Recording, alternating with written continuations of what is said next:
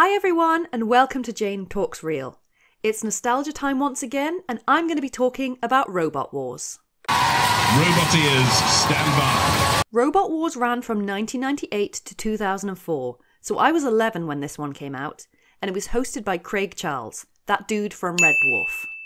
Now this is something I completely forgot until I started pulling videos for this episode, but the original host for the show was Jeremy Clarkson, and his 90s hair. So the point of the show was different teams would build robots and use them to smash the hell out of each other in a big arena, all while trying to avoid the wrath of the house robots. Where do I start with this one? Okay, so the house robots. My favourite was Sergeant Bash, who had a flamethrower, which lit up the arena and many of the more flammable robots. Matilda was the bad girl of the group, with a chainsaw for a tail and was pretty unbeatable. Until this happened. Shunt was a little boring, with not much in the way of weaponry except for a small axe, but he was a pro at shoving robots into the pit or onto the floor flippers. Dead Metal's deadly pincers and circular saw sounded like the very worst trip to the dentist, but it was Sir Killalot who was the star of the show. He was a chonky boy who was the downfall of many robots as he picked them up, spun them around, and threw them in the pit. Savage. Although there were some games that the robots took part in the earlier series, the main event was the arena battle, where two robots would go in until one of them was immobilized or they ran out of time and the judges had to make a ruling. There were many hazards around the arena, with the house robots in the corner patrol zones who could attack you if you ventured into their territory, floor spikes that could spell a pretty nasty end to anyone who drove over them, and of course there was the most popular feature of the arena and the end of many battles, the pit. So those were the house robots, and that was the arena. But it's now time to look at some of the robots that made these wars so memorable.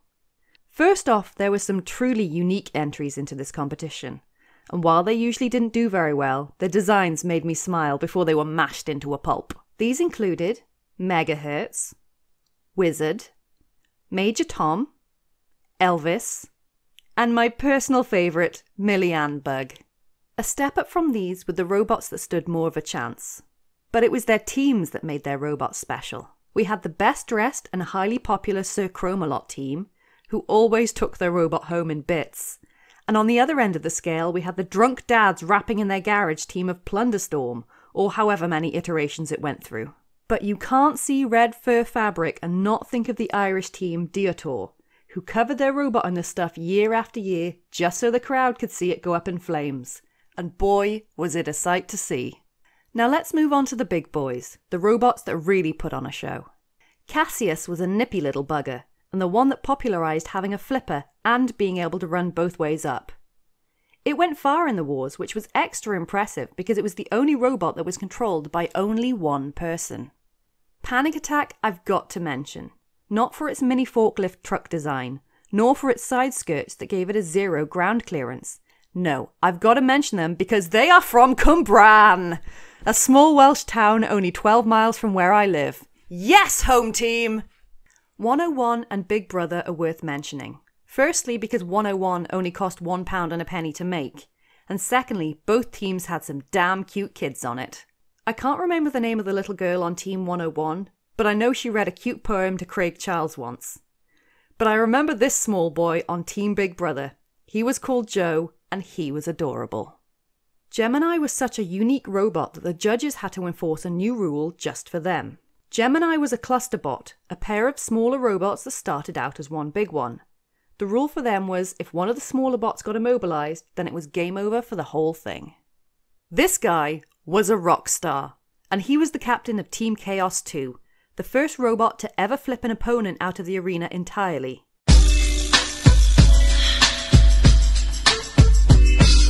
They stormed the third series competition and came out victorious. Now we're down to the top two most iconic robots of the games and also the most destructive. Let's start with Razer. Despite being the most successful robot in the history of the wars with something like 40 wins under its belt, it was also a pretty cursed robot. Despite the destructive power of its hydraulic crusher, it came unstuck in the Second Wars due to breaking down and the lack of a self-righting mechanism. the importance of which wasn't fully realised at the time. In the Third Wars, they broke down yet again in the heats during a fight with Agrobot, and they were eliminated from the competition far too soon. And then, in the Fourth Wars, they were eliminated from the heats yet again when they got wedged on the arena wall in a battle against Pussycat. They did finally overcome their technical problems to win the Fifth Wars. Hypno Disc was my favourite robot in all of the wars. With its unique and deadly spinning disc, it totally wrecked all who stood in its path. No one saw this robot coming, and it changed the game entirely. The team consisted of two brothers and their dad, but despite its awesome destructive power, it too ran into some problems.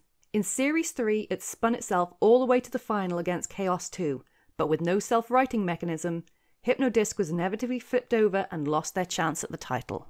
They faced Pussycat in the finals of the Fourth Wars, but damage to their back wheel caused them to get stuck. And then this happened. In the Fifth Wars final, they were once again bested, this time by Big Brother. I really wanted this awesome machine to win, but sadly it never did. It did win the award for most original entry though. But I can't sign off without mentioning Jonathan Pierce, the explosively enthusiastic commentator for the show, who was just a bigger part of the events as the robots. He sounded like a kid at Christmas every time something awesome happened, and I hope he came back for the revival, which as of right now, I haven't seen. So there you have it. That was Robot Wars.